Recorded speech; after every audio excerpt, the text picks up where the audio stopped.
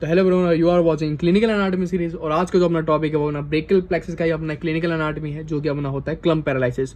तो mainly clump paralysis में होता क्या है, मैं अगर अपना बताऊं, अपना जो हैंड है ना कुछ इस तरीके से वो क्लॉ हो जाता है, आपको दिख पा रहा होगा। तो कभी भी अगर आपको पेशेंट में कुछ इस तरीके से क्लॉ हैंड देखने को मिले तो आप तुरंत बोल देना कि सर वो अपना क्लम्प पैरालिसिस है। लेकिन वीडियो में देखा था आपने अब पैरालिसिस के बारे में। तो अब पैरालिसिस और क्लम्प पैरालिसिस में मेनली डिफरेंस क्या है। तो अब पैरालिसिस में मैंने आपको बताया था अपना जो फोर आर्म जो है वो अपना पीछे की तरफ प्रोनेटेड होता है और अपनी रिस्ट जो है फ्लैक्स होती है। कुछ इस कंडीशन में अगर आपको दिखे पेशेंट तो वो अब पैरालिसिस होता है। वहीं अगर अपन बात करें क्लम्प पैरालिसिस में, तो क्लम्प पैरालिसिस में याद रखना कोई भी यहाँ पे फ्लैक्शन या फिर प्रोनेशन नहीं होता, डायरेक्ट आपको यहाँ पे जो है ना क्लॉ हैंड देखने को मिलता है। और याद रखना यहाँ पे कंप्लीट क्लॉ हैंड देखने को मिलता है, यहाँ पे सारी फिंगर्स में आपको इस तरीके से क्लॉ हैंड देखने को मिलेगा। तो इस कंडीशन का अपन बोल देंगे क्लम्प पैरालिसिस। तो मेनली होता क्यों है, सबसे पहले अपन बात करें तो यहाँ पे अपन ने अब पैरालिसिस में देखा था कि जो अपनी अपर ट्रंक डैमेज हो गया था और अपनी क्लम्प पैरालिसिस में जो है अपनी लोअर ट्रंक जो होती है उसके अंदर डैमेज हो जाता है। तो याद रखना कभी भी अगर अपन ना यहाँ पे लोअर ट्रंक में अगर डैमेज हो गया तो अपना हो जाएगा क्लम्प पैरालिसिस। और उसके अंदर होता क्या है मैं आपको बताऊं, अपने जो लोअर ट्रंक है वो आगे जाके अपने बनाती है मीडियल कॉर्ड, और मीडियल कॉर्ड से ही एक यहाँ पे आपको एक बहुत इंपॉर्टेंट ब्रांच निकल रही होगी, उसे हम बोलते हैं अल्नर नर्व। अब आप खुद समझो, अगर यहाँ पे लोअर ट्रंक में अपना डैमेज हो गया तो इसकी अल्नर नर्व है वो भी अपनी डैमेज हो जाएंगी। तो अल्नर नर्व क्या करता है, मेनली अपने हैंड की मसल को सप्लाई करता है, सारी इंट्रेंसिक मसल को, एक्सेप्ट आपको पता है अपनी थिनार मसल और लेटरल टू लंब्रिकल मसल को छोड़ के पूरी हैंड की मसल को अपना अल्नर नर्व ही सप्लाई करता है। तो यहाँ पे उन सारी मसल्स का जो है पैरालिसिस हो जाता है और उसी के कारण अपना हो जाता है यहाँ पे क्लम्प पैरालिसिस। तो कभी यूनिवर्सिटी में ऐसे शॉर्ट नोट में आ गया ना तो आप किस तरीके से आप उसको यूनिवर्सिटी एग्जाम में लिखोगे। तो क्लम्प पैरालिसिस आपको किस तरीके से यूनिवर्सिटी एग्जाम में लिखना है, तो पहले आपको इस तरीके से पूरी हेडिंग डालना पड़ेगा क्लम्प के पैरालिसिस का। फिर आपको लिखना है साइट ऑफ इंजरी। तो साइट ऑफ इंजरी में आपको पहले ही बता चुका हूँ कि लोअर ट्रंक जो होता है ब्रेकियल प्लेक्सिस में अगर उसके अंदर इंजरी हो जाए।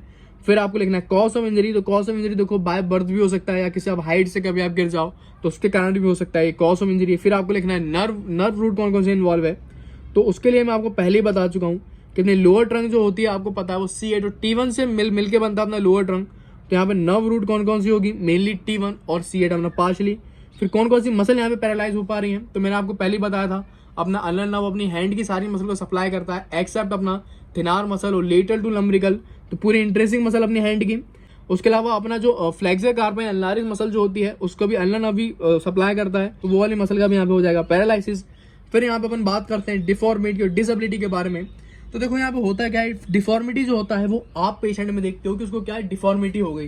देन डिसेबिलिटी पेशेंट अपन को बताता है कि वो क्या चीज नहीं कर पा रहा, उसकी क्या डिसेबिलिटी है।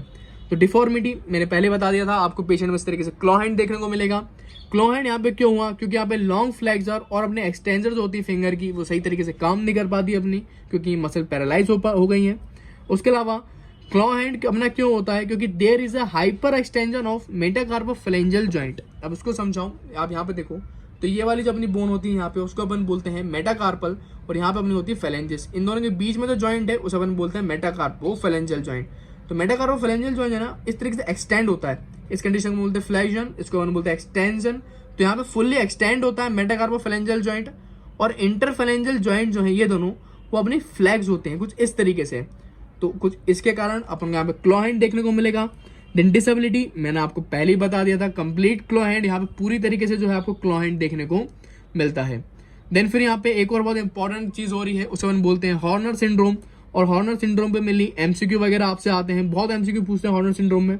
तो क्या होता है, कभी अपनी T1 के अंदर इंजरी हो गई तो उसके कारण अपना हो जाता है हॉर्नर सिंड्रोम, क्योंकि T1 की इंजरी के कारण अपनी जो फर्स्ट थोरेसिक सिंपैथेटिक गैंग्लियन जो है उसके अंदर भी इंजरी हो जाती है। तो तब आपको यहाँ पे कुल मिला के 4 आपको सिम्टम देखने को मिलेंगे। एक होता है पिटोसिस, मियोसिस, एनहाइड्रोसिस, उसके अलावा एनफोथाल्मोस। और क्या होता है, MCQ आपसे इस तरीके से पूछते हैं कि which of the following is a symptom of Horner syndrome और which of the following is not a symptom of Horner syndrome. तो आपको तीनों सिम्टम याद होने चाहिए। मैं इसको एक बार आपको एक्सप्लेन भी कर देता हूँ। सबसे पहले अपन बात करते हैं पिटोसिस के, कि पिटोसिस क्या होता है। तो पिटोसिस का मतलब होता है, याद रखना, अपनी एक आईलिड जो है अपनी ड्रॉप हो जाए, तो व्हेन द अपर आईलिड जो है अपनी वो ड्रॉप हो जाए तो उस कंडीशन का अपन बोलते हैं पिटोसिस। फिर हम बात करेंगे मियोसिस क्या है, तो पहले से अपन को पता है, याद रखना, पीपल के कॉन्ट्रैक्शन को अपन बोलते हैं मियोसिस। देन एनहाइड्रोसिस क्या होता है, तो याद रखना inability to sweat normally, mainly अपन का पसीना वगैरह जो होता है ना, स्वेट जो होता है ना, वो अपन इनएबिलिटी हो गया, अपन अच्छी तरीके से स्वेट नहीं कर पा रहे हैं, तो उस कंडीशन को हम बोलते हैं एनहाइड्रोसिस। फिर लास्ट बहुत इंपॉर्टेंट जो होता है इस कंडीशन को बोलते हैं एनफोथाल्मोस, और यहाँ पे दो होते हैं एनफोथाल्मोस और एक्सफोथाल्मोस। तो मेनली एमसीक्यू यही होता है, the following is not a symptom of, तो वहाँ पे एक्सफोथाल्मोस होता है, तो उसको तुम टिक कर देना। तो एनफोथाल्मोस का मतलब क्या होता है, मेनली अपनी जो आई जो होता है ना उसका पोस्टीरियर डिस्प्लेसमेंट हो जाता है, अपने बोनी आई ऑर्बिट में आई का पीछे की तरफ डिस्प्लेसमेंट हो गया, तो यार ना पोस्टीरियर डिस्प्लेसमेंट ऑफ आई, उसका हम बोलते हैं एनफोथाल्मोस। तो तीनों में चारों मैंने आपको सिम्टम बता दिए हॉर्नर सिंड्रोम के, और ये भी बहुत इंपॉर्टेंट होता है। एंड अपने क्लम्प के पैरालिसिस में दो और इंपॉर्टेंट चेंजेस हो रहे हैं, एक अपना वेसोमोटर चेंज, दूसरा अपना ट्रॉपिक चेंज। अब आपको पता है जो अपना अल्नर नर्व सबसे पहले जो होता है, मैं अगर आपको हैंड में दिखाऊं तो इसका मीडियल साइड जो होता है ना अपने पूरे पाम का, मीडियल साइड पाम का और डॉर्सल साइड, ये दोनों साइड को जो है मेनली अपना अल्नर नर्व सप्लाई करता है। अब क्योंकि यहाँ पे अपने अल्नर नर्व में डैमेज हो गया तो इसका पूरा यहाँ पे सेंसरी लॉस हो जाता है। तो वेसोमोटर चेंज में आपको यही लिखना है, skin area with the sensory loss is warm. जो अपना स्किन एरिया जो होता है जहाँ पे अपना सेंसरी लॉस हुआ है वो गर्म हो जाता है, वार्म हो जाता है। क्यों? क्योंकि यहाँ पे आर्टरियोल का डायलेशन हो जाता है। तो ट्रॉपिक चेंज क्या है, अपना बहुत टाइम से अगर अपन पैरालिसिस है तो उसके कारण अपनी स्किन जो है ड्राई और स्केली हो जाती है। देन फिर अपन ब्रेकियल प्लेक्सस के एक और क्लिनिकल एनाटॉमी की बात करते हैं जो कि अपना है विंगिंग ऑफ स्कैपुला। तो विंगिंग ऑफ स्कैपुला क्या होता है तो मैं आपको बताऊं, जो अपना स्कैपुला का मीडियल बॉर्डर जो रहता है अगर वो थोड़ा अपना बाहर की तरफ आ जाए, मतलब यहाँ पे प्रोमिनेंस अपना हो जाए मीडियल बॉर्डर का, तो इस पूरी कंडीशन को अपन बोलते हैं विंगिंग ऑफ स्कैपुला। और मेनली विंगिंग ऑफ स्कैपुला अपना क्यों होता है, तो मेनली क्या होता है जो अपना सेरेटस इंटीरियर मसल जो है वो क्या करता है अपने स्कैपुला के मीडियल बॉर्डर को अपने अंदर की तरफ रखता है। तो इस मसल के अंदर अगर अपना पैरालिसिस हो गया तो अपने कंडीशन को अपन बोलते हैं विंगिंग ऑफ स्कैपुला। और मेनली ये क्यों होता है, क्योंकि अपनी एक लॉन्ग थोरेसिक नर्व रहती है। मैं अगर डायग्राम में आपको दिखाऊं तो ये आप देखिए, ये जो नीचे की तरफ आपको जो नर्व आती हुई दिख रही है इसे अपन बोलते हैं लॉन्ग थोरेसिक नर्व, और लॉन्ग थोरेसिक नर्व को अपन बोलते हैं नर्व टू सेरेटस इंटीरियर। तो कभी अपना लॉन्ग थोरेसिक नर्व के अंदर डैमेज हो गया तो अपने सेरेटस इंटीरियर मसल जो है वो अपनी पैरालाइज हो जाएगी, और इस कंडीशन का अपन बोलने लगते हैं विंगिंग ऑफ स्कैपुला।